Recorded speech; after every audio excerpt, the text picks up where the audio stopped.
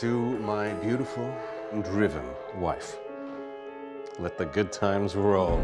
Lynn and Manfred are millionaire executives who share expensive tastes. Imagine having $1 million home as a starter home's not a bad place to start. He knew where he wanted to go, and that drive was really important to her. You worthless, good for nothing. But underneath all that ambition lies a twisted rage. It was like she was a totally different person. The only way she was going to continue to live this life was if she stayed with him. A rage that ends in a gruesome conspiracy. Hey, get down! You can literally take somebody's life in a split second. We weren't paying any attention to the killer in our midst. I know what evil is now. Love may be blind and marriage bliss, but divorce is murder.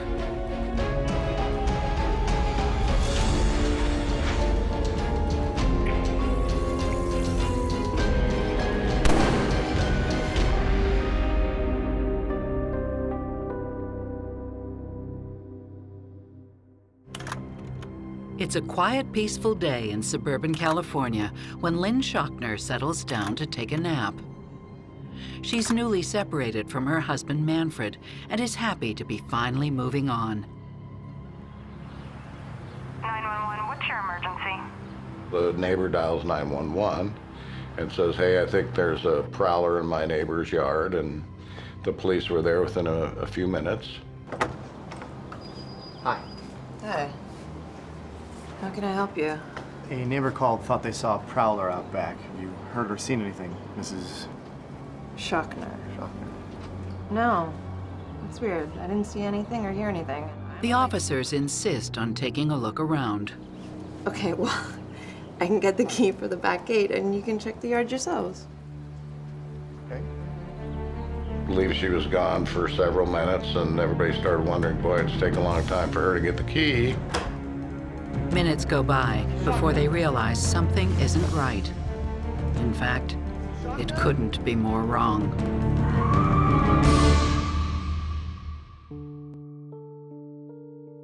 At just 24 years old, Lynn Jika has divorced her first husband and is seeking a fresh start in California. They were both very young. Not long after they were married, they started facing financial difficulties and other issues. I think Lynn was looking for newer and more exciting venues. My mom was very excited about life, very excited to be learning about the world and engaging in different ways, very inquisitive and always looking for something new. When she arrives in Long Beach, she's penniless. We were never wealthy. And then when our dad died, Lynn was 16, and we became poor very quickly. No matter, Lynn's got ambition on her side.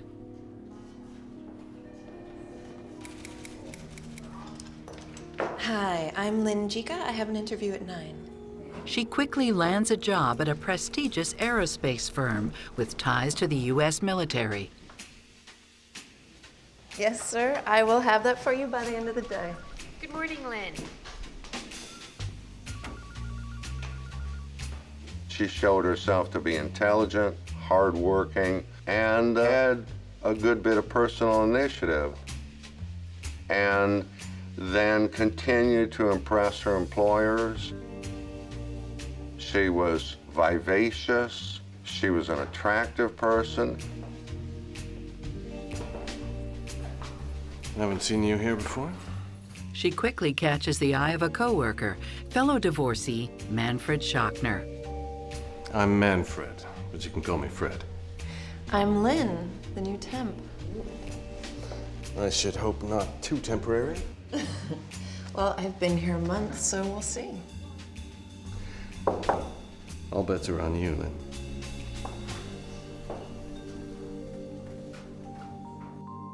They hit it off immediately. This place needed someone like you, Lynn Jika. I'm glad you're here. Thanks. I feel so privileged to be here. Everybody is so nice. Well, that's because we have Princess Leia over there on the team.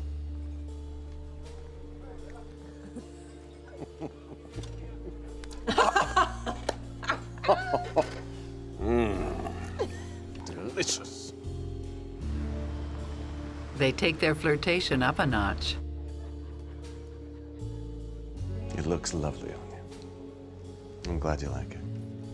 You keep this up, Fred, and I'll think you like me or something. He began by buying jewelry.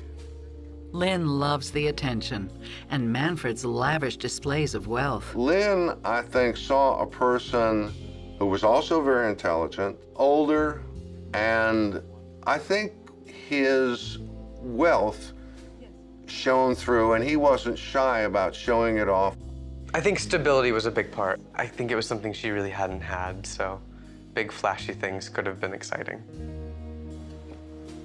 All kidding aside, you're doing a great job, Lynn, and everyone thinks so. And I'm very happy. Me too. There is just one thing.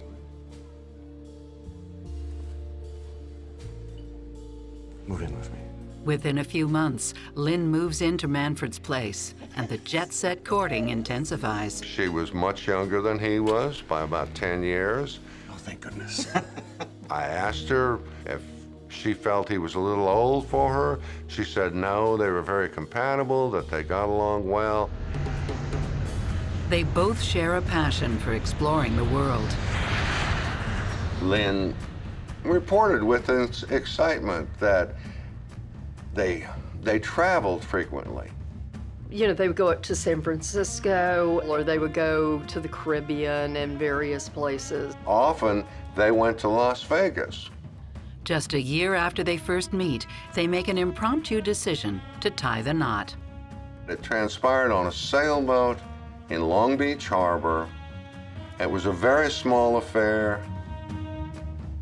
It looked to me from the pictures to be somewhat intimate. It was very picturesque. Lynn has never been happier, and the same goes for Manfred. She met a man who was able to provide for her like she had never been provided for. But that's not to say she wants him to be the sole provider.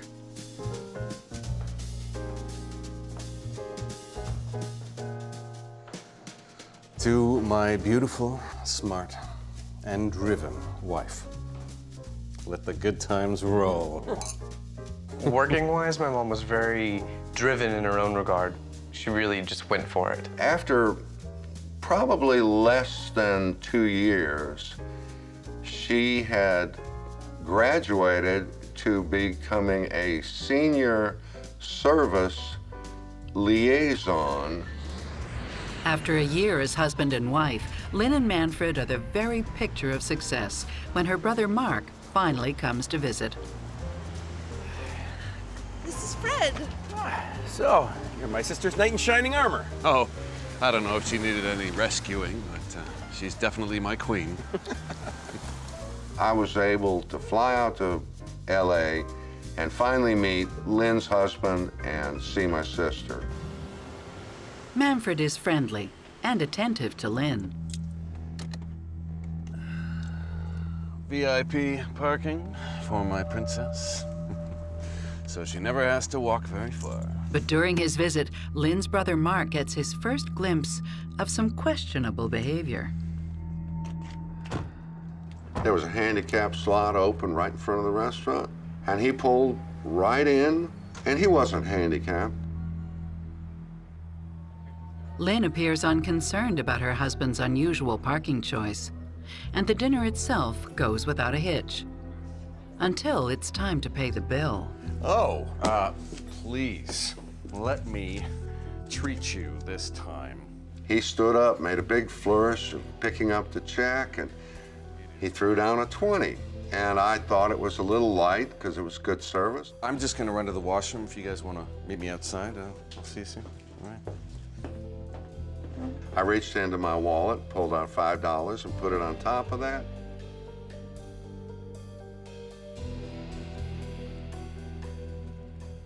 So my sister and I walked to the sidewalk in front of the restaurant, and we could see into the restaurant through the glass window. And I noticed Shockner come out of the bathroom, walk by the table, and with just a flick of his hand, he reached down, snatched the $5 off the table, stuffed it in his pocket, and walked out without missing a beat. What was that, Lynn? Well, maybe he just didn't like the service as much as you did. Why a multimillionaire would swipe a $5 tip, or why a healthy person would pose as a handicapped person just for parking privileges. Come on, he probably thought you were trying to pay for your share. It's not like he doesn't know how to spend money. I mean, look at this. I mean, I'd never seen anybody do that. I just thought it was very strange. Psychotherapist Stacy Kaiser and forensic psychologist Dr. Brian Russell are concerned about the couple. Lynn seems to be making excuses for Manfred in some ways. When you find yourself having to do that, it is cause to step back and wonder, is this something that my family is concerned about that maybe I ought to be taking a closer look at as well? Manfred is a man with a lot of money, but I know people who have a lot of money who can be really generous in some areas and very cheap in others. So Manfred's whole thing about how he will lavish Lynn with jewelry and then take $5 tip away from a waiter does fit in with some people's way of managing their money. And it's because in his mind, he wants to control who gets his money and who he doesn't, and he believes that his decision is the final decision. Minus the occasional stinginess, who wouldn't want to be with someone like Manfred? He's successful, he's doting. I think a lot of women would completely understand why she chose to be with someone like him. Eccentricities aside, Lynn is excited about taking the next big step with him. In 1982, Lynn and Manfred purchased their first home together in a posh neighborhood called Bixby Knolls. We paid cash for the house, so they didn't even have a mortgage to worry about, and they were both making very, very good salaries. Wow. This is going to be great. I love it.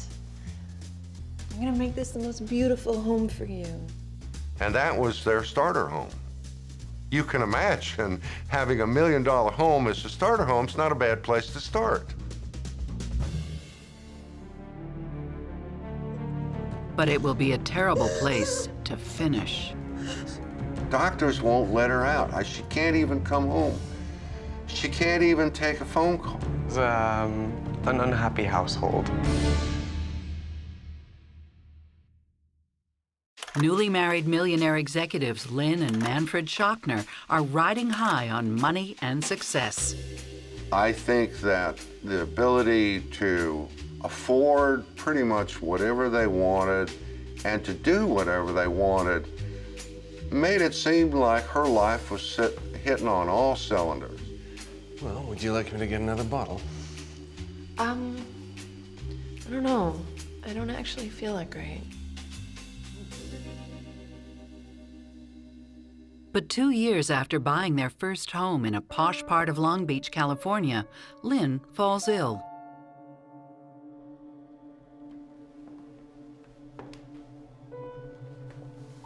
She was functional, but she was not the vibrant woman that she was when they were first married. It did seem striking, though, that she did get weaker and continue to get weaker. Let me take you to a doctor. It's just rest that I need. Stop fussing. A string of doctors diagnosed Lynn with ailment after ailment. Began with carpal tunnel syndrome. She was later diagnosed with fibromyalgia, chronic fatigue syndrome, migraine headaches. She just started seeing doctors more often. It's just like, why is she always ill? When nothing doctors prescribe seems to help, Manfred grows increasingly concerned. Fred kept talking about how poorly she was doing and how she was struggling at work because of the illnesses, and they had to go see all these doctors and specialists. Manfred eventually encourages Lynn to focus full-time on recovering. She'd be better off resting more and working less. I believe it went from full-time to part-time, and then she couldn't handle that. She took a disability retirement. But when Lynn's health fails to improve with rest, Manfred changes his tune.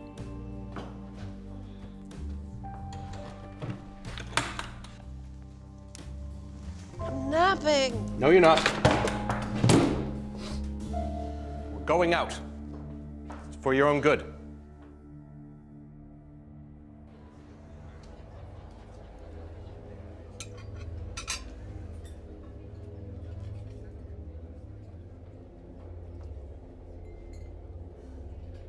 Can you please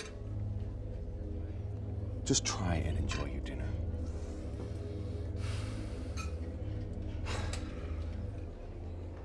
I'm sorry. This is just really hard on me, and He was concerned for her welfare, and in everything that he did, we really need to figure out what's going on. including his loud outbursts and including his violent temper, was just because he was so frustrated because he couldn't do more to help my sister. With Lynn no longer contributing to the couple's finances, Manfred suggests he take over the couple's joint bank accounts and give Lynn an allowance.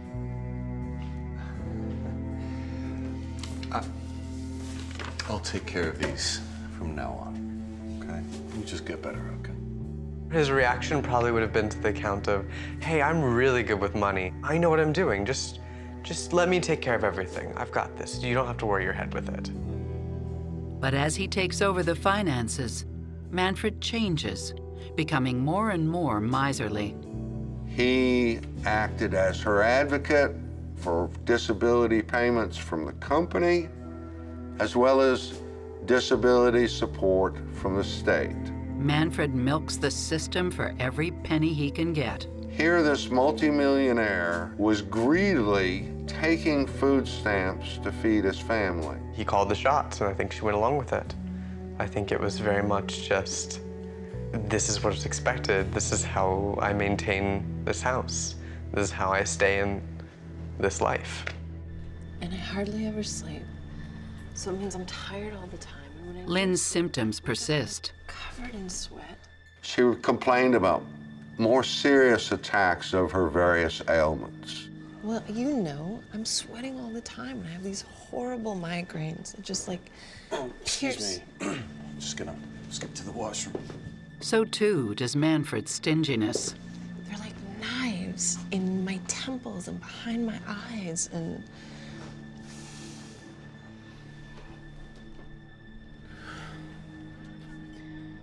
Is he skipping out on the bill as well?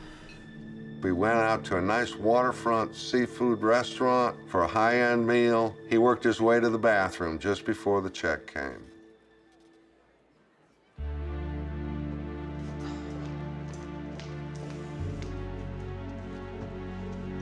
that was embarrassing, Fred. Stop it already. So your brother paid for a meal. What is the big deal? We've treated him in the past. What does that mean? That he owes us? We have money, Fred. You know nothing about money and how to save. Oh, so you saved by scamming my brother.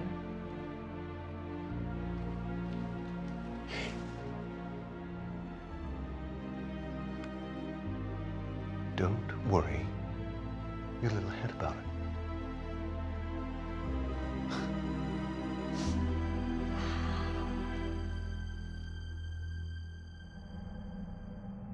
As the years go by, Lynn doesn't get better.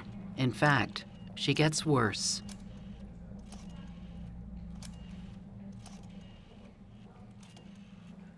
Late March, Schockner called me. Hey, Mark. We're at the hospital. Lynn's not doing well. I said, what happened? She said, well, she had a nervous breakdown. She'll be here for a while. Doctors won't let her out. She can't even come home. She can't even take a phone call. She's just been under so much stress and strain. Lynn is confined to the hospital for several weeks, but eventually she does recover.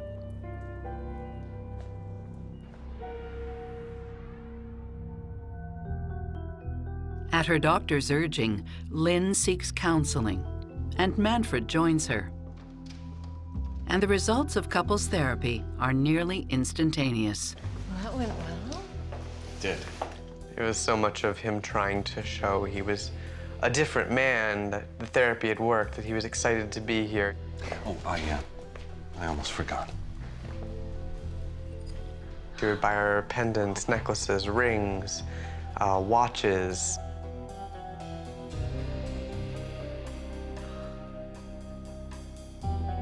Their relationship improves, to the point where, to the couple's great surprise, Lynn learns she is pregnant.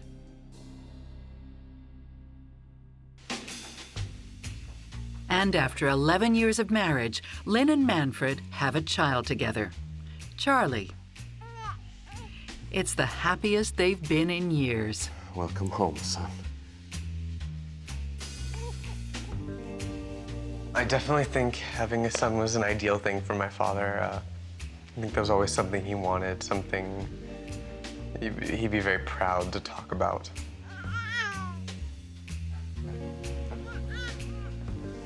It's just the three of us from now on. You, me, and Charlie. Probably as soon as Charlie drew his first breath, Lynn lived for her son. I think Charlie was kind of a bridge for the marriage. When you look at a couple like Lynn and Manfred and the situation that they've been in, how bad their relationship has been, there is some hope, because bringing a baby in the world can be a great bonding experience. That said, it will only distract them from their underlying issues. And so these two are really going to have to be vigilant about working on their issues together while enjoying the birth of a new child. I do think, though, that some couples believe once they get pregnant, the child will fix whatever problems there were in the marriage, and I think that that is almost never the case. So what I would have said to them at this time is the fact that you are now going to be parents is all the more reason to be in therapy, because if the marriage doesn't work out now, it isn't just about the two of you, it's about the two of you and your child. But instead of standing united, Charlie gives Lynn and Manfred something new to fight about. I asked you yesterday to clean this up. Why is it not done? Huh? What is wrong with you? Huh? Hey, I'm talking to you. Fred, what are you doing? Are you okay? They had an argument at least every day. The arguments would always be about trivial stuff. But they often seem to come back to one thing: money.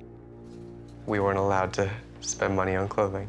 I hadn't been to a department store or anything until I was 12, because perfectly good clothes were found at Goodwill. This is not the life that Lynn signed up for. That's the thing, she did marry a millionaire. He was just very selective in what he wanted to spend on her and when he wanted to spend it. How was your shopping trip? Don't ask me that. You know how it went. What does that mean? That means that you wear expensive suits while you dress your son in rags. He's only 10. He doesn't need new clothes. Oh, he doesn't need to look like a homeless kid either. I don't know how much more of this I can take. Hey! It is my money. And while you are under my roof, you will spend it the way I tell you to. You worthless, good for nothing. They were always screaming. I mean, money was always a topic.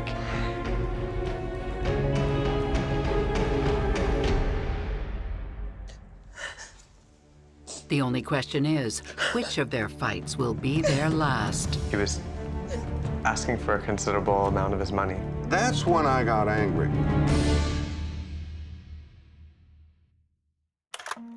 After more than 20 years of marriage, tension in the Schockner household is out of control. Manfred and Lynn can't seem to agree on anything. Then, Lynn's mother dies. Lynn is devastated and leans on her brother Mark. Glad you're here. It was a tough time for her when she lost her mother, a very tough period for her. But beyond the sorrow lies resentment. Jeez, Lynn, I can't believe you're still driving this lemon. She had like a 1988 sedan or something with about 200,000 miles on it. It was not in very good shape. Why don't you buy a used car, a nice used car? Fred thinks buying a new car is a waste of money. The thing is, Lynn's mother left her $70,000. How come Fred gets to make the decisions around here? And that's when I got angry. Lynn, you have $70,000. And I said, what in the hell is wrong with you? This is your money. This is Mom's money. How can you even consider letting him tell you what to do with it? And she said, well, it's just the way things worked out. And I realized that was their life. But eventually, Lynn realizes it's high time to take control. Charlie, what if you and me didn't live with Dad anymore? Really? Can we go now? Soon, but it has to be our little secret. Okay, if we tell Dad, he'll get really mad. Okay. My first thing is, we can do that? That's so cool. Why don't we go now? Lynn thinks the idea of divorce will trigger Manfred's temper, so she figures out her options in secret. She wanted what was fair and applicable under California divorce statutes. No more, no less. I want to leave my husband. So how do I go about doing it? She wanted to have her life back, so with that, she was going for half of what was hers and really splitting up the household evenly and getting what she deserved. Finally, she's ready to make her move. Fred, we need to talk.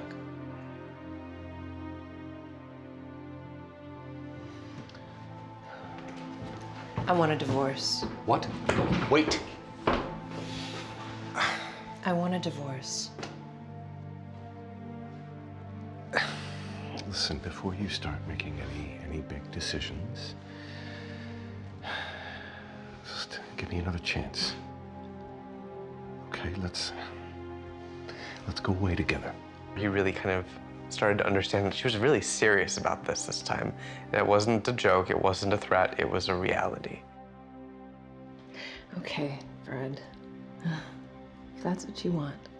Lynn reluctantly goes along with Manfred. He takes Lynn and Charlie to San Francisco on an epic spending spree and blows hundreds of thousands of dollars on jewelry and rare ivory artifacts. Just basically said, you can have whatever you want. I can't imagine a shopping trip like that. It was binge shopping. I clearly think he was trying to shower her with gifts and show her that, you know, in a sense, that was the only way she was going to continue to live this life of gifts and fine things was if she stayed with him. I think that for Manfred, the use of his money has worked to serve in a very powerful way. And he knows that the way that he was able to lure Lynn in the beginning was by lavishing her with gifts. He's trying to say to her, I'm usually really tight about money, but I love you so much and I want you back so much that this purchase and shopping spree is unlimited.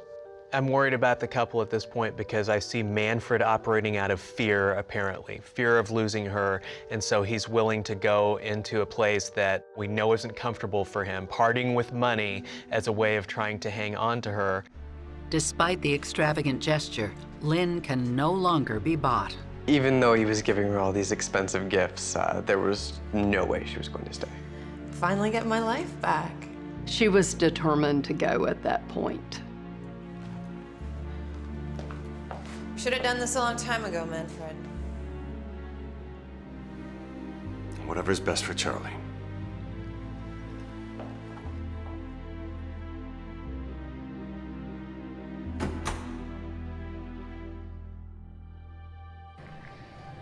Manfred goes to stay with his brother and tries to get over his grief at the gym with his new friend, Frank. Oh, Frank. She's gonna take everything I have. That's rough, bro. Anything I can do to help? Fred Schockner apparently would go to the gym and just spend hours at the gym. Got to know and struck up a friendship with Frank Jaramillo. Meanwhile, Lynn seems to be thriving. It was like pulling a bucket off a plant. Charlie was happy. Lynn was relieved. She was easygoing. Mom? You're making a mess. So what? That's our mess. She had a new life. She was excited, she was ready to go. Everything was anew. A very different life than what we ever had before. She was just so much more life-driven, so much more excited. It was like she was a totally different person. Not only does the single life suit her, but she learns she can expect to receive around $2 million once the divorce is finalized. So, do you like it? You got rid of your old clunker. No, not yet. It's a rental, but do you like it? At that point, it was this excitement of we're finally free of him. 911, what's your emergency? They may be free of Manfred, but not of trouble.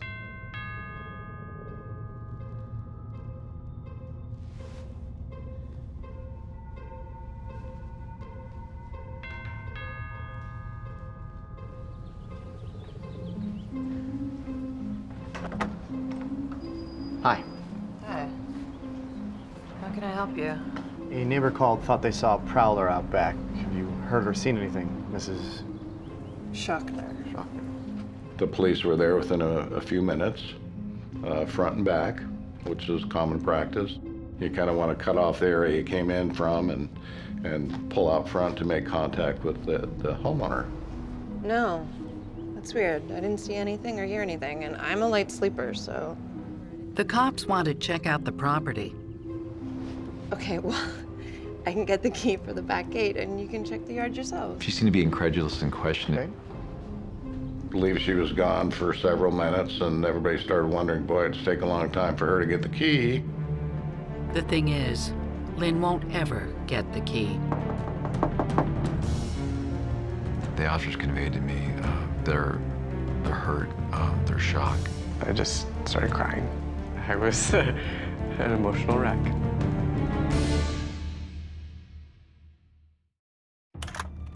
There might be a prowler lurking in the backyard of the house Lynn Schockner shared with her estranged husband, Manfred, and the police are waiting to check it out.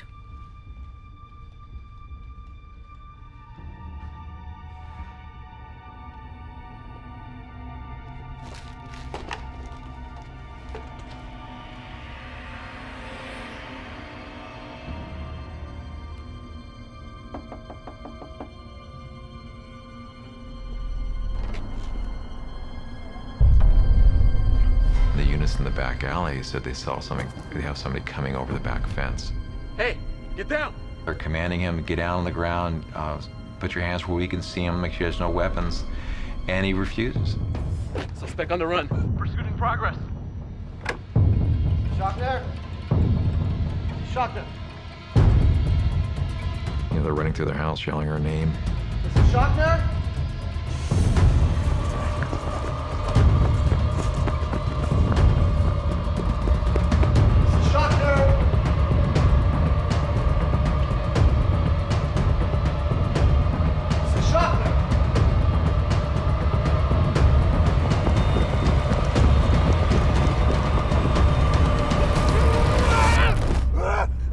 He didn't comply with their commands, and they actually had to tase him to put him to the ground and use enough force necessary to handcuff him.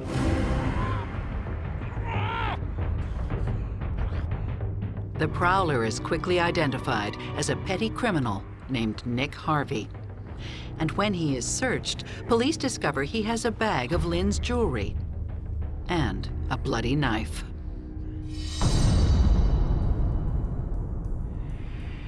They found her in the back porch with her throat cut.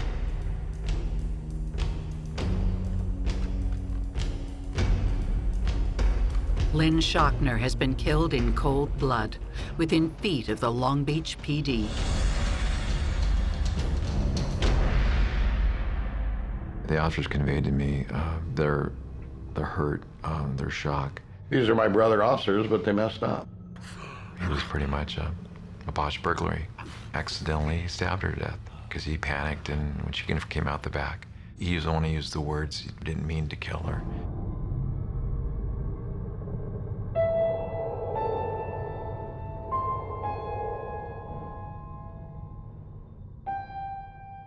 Lynn's loved ones struggle to cope with this senseless tragedy. So I said, in a car accident? No, she was murdered.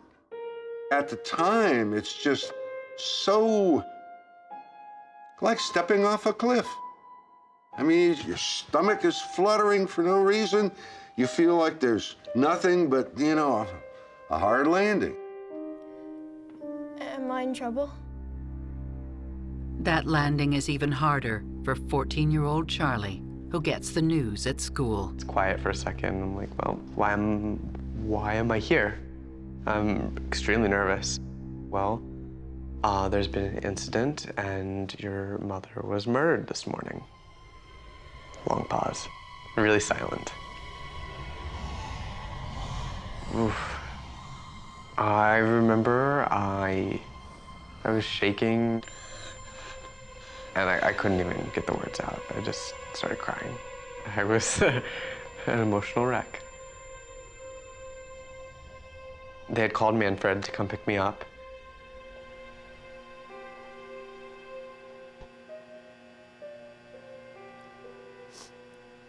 Let's go home, son. And he arrives downcast and in tears. That was that moment where it really seemed a little bit more real and uneasy.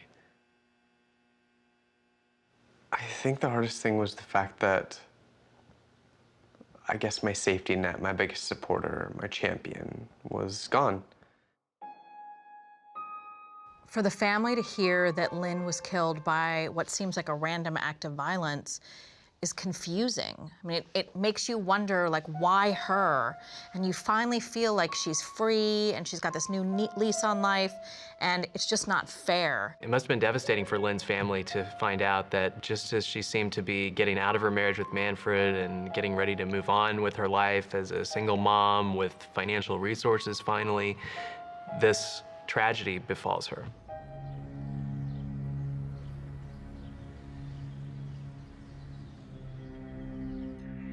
The only consolation is that police have the perpetrator in custody. There, they make a curious discovery. You're not from around here, are you? He came from Port Hueneme. That's close to 100 miles away.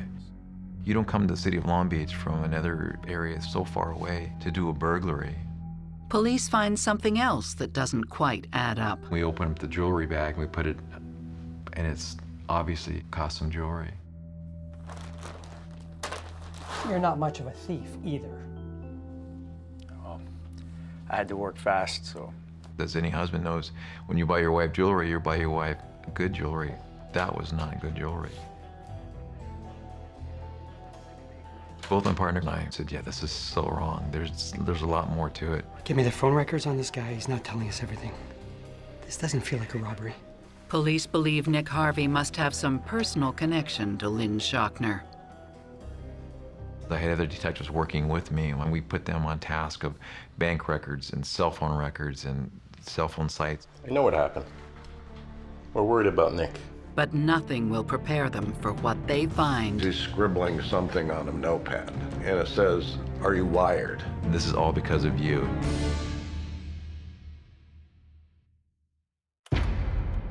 Lynn Shockner has been killed, murdered by an intruder. the victim of a robbery gone wrong, with the police right on her doorstep. But when they learn the burglars stole only costume jewelry, the police suspect there's more to the story. They immediately set out to find a connection between Lynn and her killer, Nick Harvey. Phone records provide police with the missing link. Not between Lynn and Harvey, but between him and Frank Jaramillo, Manfred's gym buddy.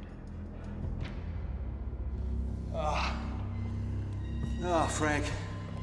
She's gonna take everything I have. Anything I can do to help? And at that point, we had a connection.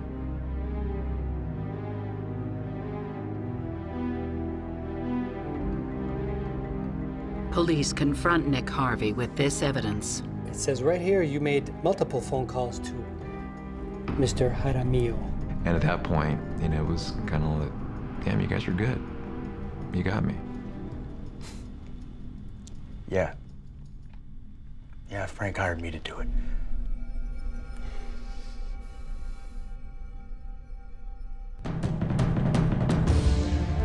He literally just took this gruesome-looking push blade and swiped her across the neck with it, and she was pretty much dead within a few seconds. It'll take more than Nick Harvey's word to get a conviction. The cops need Frank. So Officer Chris Nelson goes undercover, pretending to be Nick Harvey's uncle. I dreamt up this Uncle John that was sent down from the Bay Area by Nick's mother to see what the hell's going on. And Hey, Frank. I'm Nick's uncle. You know what happened. We're worried about Nick. Nick is getting a lot of heat. He's not happy. Look, I don't really know Nick that well. Nick says he's gonna talk If he doesn't get more money. I'm gonna take care of it. Don't worry about it. I had this conversation with Frank that I can keep them quiet. I wanted to create an environment where they needed me. The plan works. Frank calls me the next day and says, hey, you know, let's meet. I've got some money for you. He was nervous. There's more coming. Thanks, man. Nick's gonna appreciate this. He goes, hey, I've got to get going, but I have, and he hands me $1,000. He goes, I'll get more for you later. But there is no later.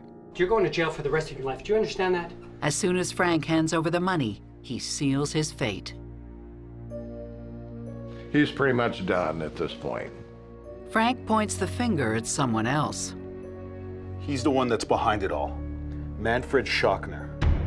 Manfred actually given Frank Jaramillo $25,000 to find someone to kill his wife. Well, Frank then paid Nick Harvey only $5,000 to do the murder. Detectives are still one step away from the evil plot's mastermind, so they convince Frank to wire up and meet with the money man, Manfred Schockner. You're the one that hired me. And this is all because of you. This is your fault for doing this. You know that you and I would not be sitting here if you didn't want Lynn killed. You know that. He got up to leave and walk away, but Frank kept pushing. No, man, this is your fault. You need to take responsibility for this. You have to understand, we would not be in this position. And Frank kept pushing it and kept pushing it. At which point, you know, Fred said, okay, this is not our fault to worry about. This is Nick's fault for being sloppy. You know, sloppy Nick. That's true. And if it hasn't been sloppy on Nick's part. They were cheering in the van outside when they heard him finally say Nick was sloppy.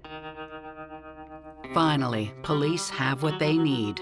Verbal confirmation that Manfred knew what was going on.